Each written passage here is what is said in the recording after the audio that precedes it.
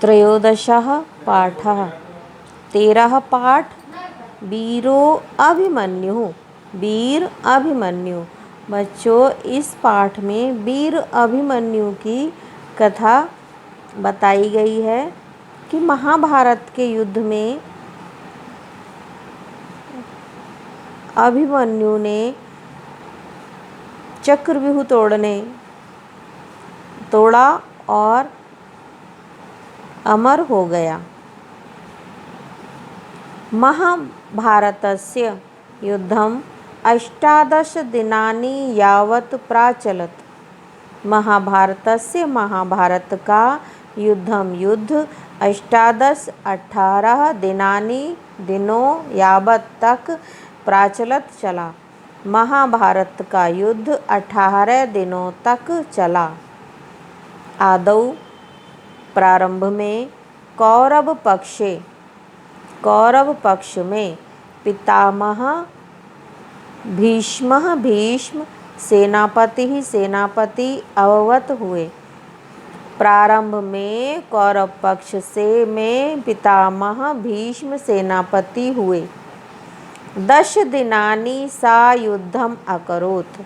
10 दिनों सा उन्होंने युद्ध अकरोत किया। 10 दिनों तक उन्होंने युद्ध किया। ततः एकादशे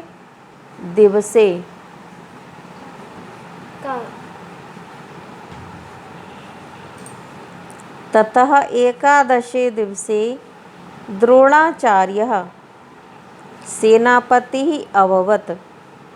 ततः इसके बाद 11वें दिवसे दिन द्रोणाचार्य सेनापति अभवत्, सेनापति हुए। इसके बाद 11वें दिन द्रोणाचार्य सेनापति हुए। स 5 दिनानि सेनापति ही आसीत्।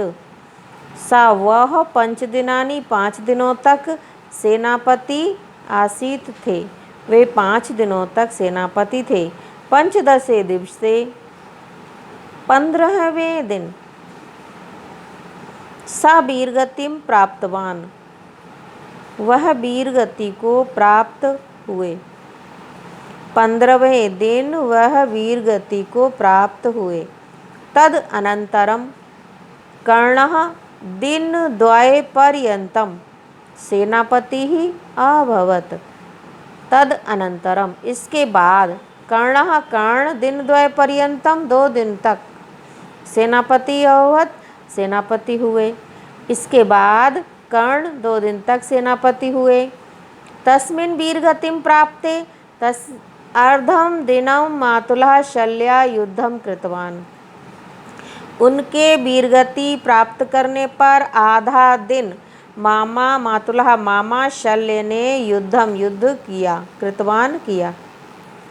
उनकी वीरगति प्राप्त होने पर आधे दिन तक मामा शल्य ने युद्ध किया।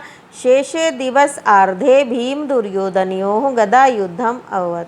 शेष दिवस आधे दिन में भीम और दुर्योधन का गदा युद्ध हुआ। और इस तरह ये 18 दिन तक किस तरह से युद्ध हुआ, इतना वर्णन अभी आपने पढ़ा। फिर से देख लेंगे कि महाभारत का युद्ध 18 दिनों तक चला। प्रारंभ में कौरव पक्ष में पितामह भीष्म सेनापति हुए। 10 दिनों तक उन्होंने युद्ध किया। इसके बाद 11वें दिन द्रोणाचार्य सेनापति हुए। उन्होंने 15 दिनों तक युद्ध किया। वे 15 दिनों तक सेनापति थे। 15वें दिन वे वीरगति को प्राप्त हुए। उसके बाद कर्ण ने 2 दिन तक सेनापति हुए। उसके बाद कर्ण 2 दिन तक सेनापति हुए। उनकी वीरगति प्राप्त होने पर आधा दिन मामा शल्य ने युद्ध किया और शेष आधे दिन में भीम और दुर्योधन का गदा युद्ध हुआ।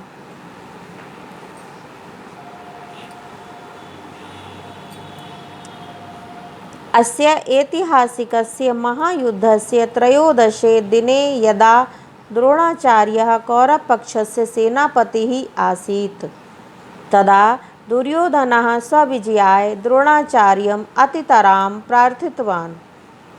अस्य इस ऐतिहासिक महायुद्ध के त्रयोदशे 13वें दिन यदा जब द्रोणाचार्य कौरव पक्ष के सेनापति आसीत थे कि इस ऐतिहासिक महायुद्ध के 13वें दिन जब द्रोणाचार्य कौरव पक्ष के सेनापति थे तब दुर्योधन ने स्वविजयाय अपनी विजय के लिए द्रोणाचार्य से अतितराम बहुत ज़्यादा प्रार्थना की।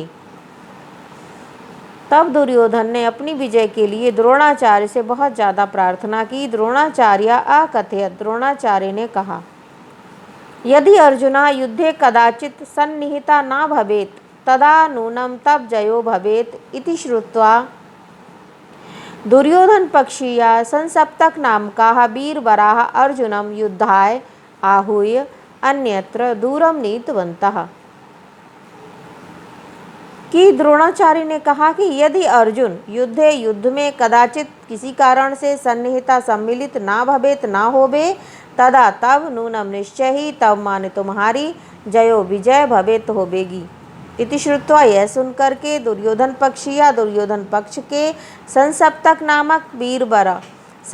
नामक वीर ने अर्जुन को युद्ध के लिए आहूय बुला करके अन्यत्र दूसरी जगह दूर नीतवंता ले गया।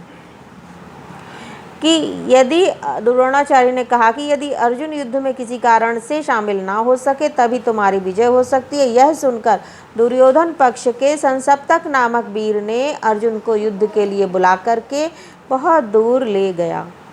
अयमेव अवसरा इति मत्वा द्रोणाचार्यः चक्रव्यूहं रचितवान् यस्य भेदनं पाण्डवपक्षे कोऽपि अर्जुनात् अन्यः न आजानात्।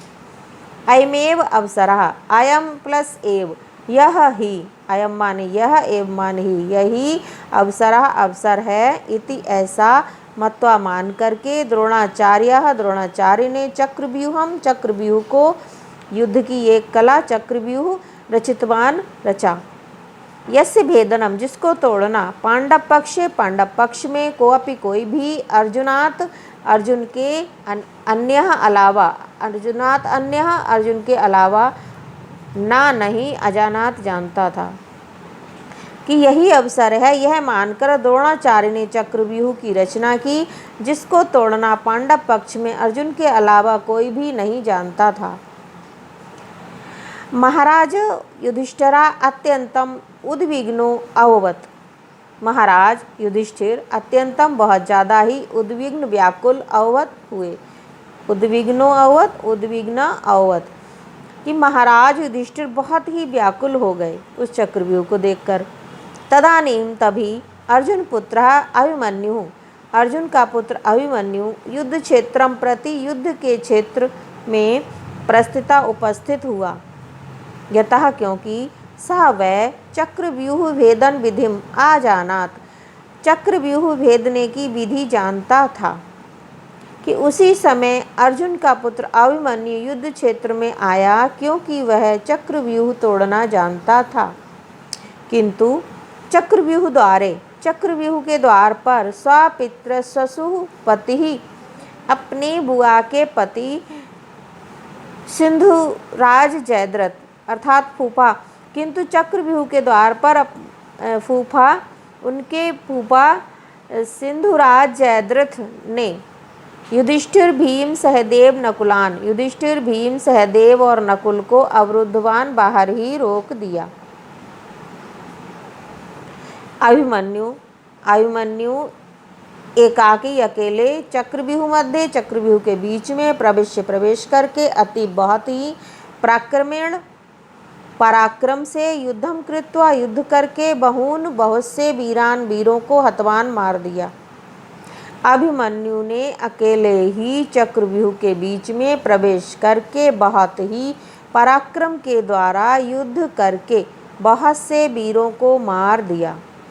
हाधिक धिक्कार है।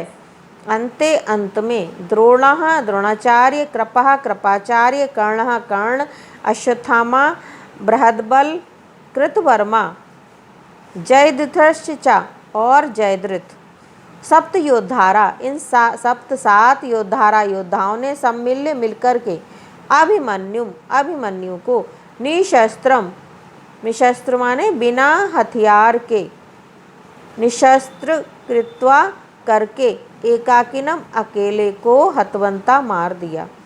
कि धिक्कार है अंत में, क्योंकि अकेले अभिमन्यु को कोई नहीं मार पाया तो उन लोगों ने 7 लोगों ने मिल करके उसके हथियार छीन करके उसको मारा।